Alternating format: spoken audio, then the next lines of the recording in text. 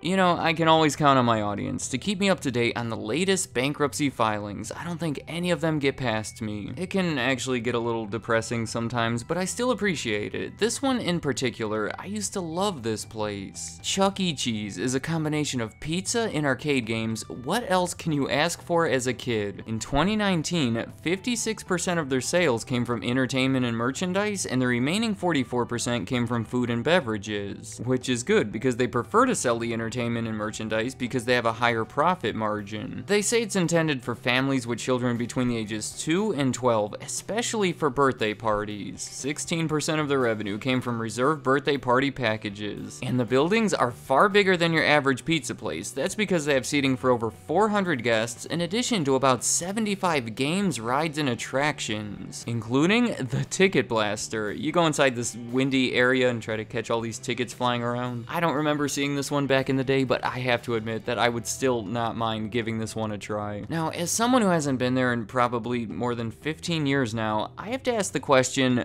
what is this? Is this what kids today think of when they hear the name Charles Entertainment Cheese? Yeah, that's his full name, and it happens to be the funniest name I've ever heard. But this new guy, he plays guitar, wears jeans, and where is his hat? I don't know how I feel about this. I guess they changed him in 2012. This right here is the Chuck E. Cheese that I know. I can't even tell you how many commercials I've seen with him running around that arcade. As I say all of this, the bankruptcy is very new, but it's looking like they're going to survive. Hopefully they're just gonna close a few restaurants and come back from it stronger than ever. As far as the reasoning behind it, simply put, they've been in a financially dangerous situation for a while now, and then when this pandemic happened, they were forced to close locations, and the loss of sales proved to be too much. I'll talk more about it later. I have all these graphs made, but I have to say that this bankruptcy is just the latest addition to a pretty eventful history. It's technically not even the first bankruptcy. And how about this? Chuck E. Cheese was started in 1977 by Nolan Bushnell, who, believe it or not, is also the main guy who founded the video game company Atari. Chuck E. Cheese actually started as a division of Atari, and it was Bushnell's experience with video games that gave him the idea. He had sold so many of them to businesses who would set them up in their tavern or restaurant, and recognized how they were the ones making the real money. He said he was selling these coin-operated games for $1,500, and then over their lifetime, they would earn $30,000 to $50,000 from all the people paying quarters to play them. So he thought that he would be better on that end of the situation, but he also knew that he needed to be unique about it. He had the idea of serving food, especially pizza, because it took time to prepare, and that wait time was the perfect opportunity to play some games. He also had the idea of using animatronic entertainment. He had previously worked at carnivals, so he knew that once the characters were created, it was a cheap and effortless way to keep people's attention. At first, it was going to be called Coyote Pizza, but then when making the animatronic, the coyote costume that they ordered turned out to be a rat costume. Bushnell's immediate response was to just run with it, and instead call the restaurant Rick Rat's Pizza, which is not great for obvious reasons. Ultimately, because it sounds chipper and forces you to smile when you say it, the name was chosen to be Chuck E. Cheese's Pizza Time Theater. Of course, the designs and the details have changed over the past few decades, but the general principle is still the same today. The issue for Bushnell here was that this was a division of Atari, and he had recently sold Atari to Warner the previous year. So though it was his idea and he was the driving force behind it, he did not own it. Luckily for him, I don't think Warner really wanted it. They weren't too interested in running an arcade-themed restaurant, so they were willing to sell it to him for the very reasonable price of $500,000, which he paid them over a 5-year span. Bushnell was forced to separate from Atari soon after, and that's when he started dedicating his full-time efforts toward Chuck E. Cheese. That first restaurant was a massive success from day one, so without hesitation, he opened an even bigger second location that was quickly followed by many more. They were such a hit that he was getting approached by people that wanted to open their own Chuck E. Cheese franchises. The notable one here is a deal that he made with Robert Brock. He owned this hotel company and was looking to to own a bunch of Chuck E. Cheese franchises. The two made a deal to make it happen, then soon after, Brock wanted out of the deal because he instead wanted to work with someone else to start his own chain of similar restaurants. Bushnell then sued him for breaking the contract, and the end result was Brock being able to open and operate his own chain of similar restaurants called Showbiz, but he had to give a small percentage of the sales to Bushnell. Through the first half of the 1980s, the two competed with each other, both expanding just about as fast as they could. They were going into debt, Chuck E. Cheese had a public stock offering, they were hustling to get the money from all angles so they can keep up with each other and continue growing. 1984 is when everything went bad. Back in the 1980s, when there was a new Chuck E. Cheese in your town, it was unlike anything you had seen before, so you're gonna want to bring out the family and check it out. There's a bit of a novelty aspect to it, meaning they're much more likely to get more business when they first open, and then you can expect that to slow down over time. Well, Bushnell was in a rush to open a bunch of these, so he didn't have time to wait and see whether or not the sales would fall, meaning he was opening new locations based on sketchy information, which led to many of the new ones being placed in less than ideal areas. The same thing happened with Brock, and to further complicate things, the great video game crash of 1983. They really dropped in popularity, and it was not a good time to be involved with them in any way. Just to put this all together, they had gone into debt to open dozens of restaurants, many of which were in poorly chosen areas, just before people stopped caring about the core of their business. I think we can see where this is headed. The poor sales meant Chuck E. Cheese couldn't keep up with that high debt, so they were forced into bankruptcy, which actually marks the end of that original chain. Showbiz, however, was able to navigate through it. They refinanced their loans and sold off about 15% of the company to raise money. Not only did they survive, they were able to put together $35 million to buy the assets of Chuck E. Cheese through that bankruptcy. So that right there, that is a strange turn of events. The imitator ended up beating the original. To me, that's like if Lucky Charms were to fail and then be acquired by Marshmallow Mateys. Well, the end result was a much larger company that now either owned or franchised almost 250 restaurants under both of the names Showbiz and Chuck E. Cheese. That's how they existed for the rest of the 1980s, some tricky transfers of ownership happening, but the two chains remained together but as separate brands. Then, in the early 1990s, they decided that it would be more efficient to simply combine them. They started converting all the Showbiz restaurants into Chuck E. Cheese restaurants because they figured that it would be smarter to have one powerful brand rather than two weaker ones. So oddly enough, for the next 5 years or so, the company itself was called Showbiz Pizza, but all of the restaurants were called Chuck E. Cheese. Then in 1998, they changed the name of the company to CEC Entertainment, finally marking the end of the name Showbiz after a pretty crazy 18-year run. Alright, getting back to the recent issues, they have had trouble attracting customers. They even implemented this whole revitalization strategy to try to breathe some life back into it. Some of the highlights would be an emphasis toward parents. I don't think parents like this place very much, they never really have, because it can get pretty chaotic. So they've been making this effort to focus their marketing toward them, and they changed their menu to include more items that they would like. They've been implementing this Play Pass card system where you use points as opposed to tokens just to make things simpler and quicker. They have remodeled 82 of their 612 locations. They now have Wi-Fi. It's hard to tell, but it looks like these may have helped a little. But in addition to the unpredictable revenue, they've been dealing with these rising expenses. Just a bunch of smaller things that have been adding up. Higher ingredient costs, changes in minimum wage laws causing their labor costs to go up, stuff that you might expect. But when you combine these higher expenses with the lower revenue, it results in a consistently lower operating income. Meaning, while operating these restaurants, they're making less and less money from it each year. But honestly, even with the pandemic complicating things, I would never expect these factors to lead to a bankruptcy. This operating income has been going down, but it's still very much in the positive. They've been making tens of millions of dollars every year, so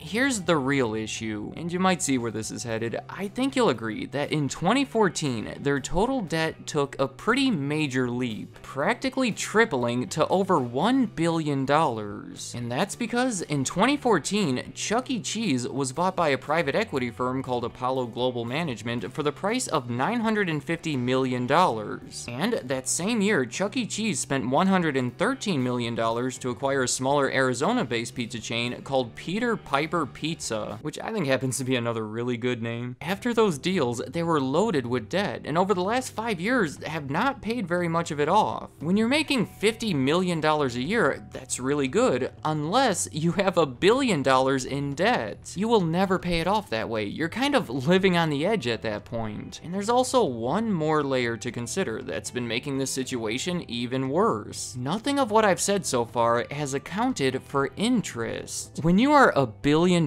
in debt, you have to pay a lot of interest. That operating income is what they have before the interest expense is included, which is almost always greater. Meaning, once everything is included, they're actually losing money each year. They've reported losses 5 of the last 6 years since the acquisition. They are really never going to pay off the debt that way. With this trend, I don't see how they would ever really pay it off without something big happening, like maybe a bankruptcy. To summarize, Chuck E. Cheese has had some trouble as far as lower sales and rising costs. Nothing that I would consider too threatening, but then they went ahead and raised that debt to over $1 billion, which I don't think they can afford. For the last 5 years, they've been living payment to payment, and then when something happened to interrupt their cash flow, that was it. I think of Chuck E. Cheese as a person that was living so far beyond their means that a temporary pay cut led to the bank foreclosing on their house. Let me know in the comments, do you agree with that assessment? It is hard to deny that the $1 billion in debt added in 2014 through those acquisitions is their main issue, but is there more to it that I failed to mention? Also, what do you think of the early years of the company? It started as part of Atari and then went bankrupt and was bought by a competitor that was almost an early part of the business. There was some cool stuff happening there. And how do you envision Mr. Chuck E. Cheese? This guy right here will always be the true one in my heart, but maybe it's different for you. And any other thoughts concerning any of this, leave them in the comments. I'd like to hear what you have to say.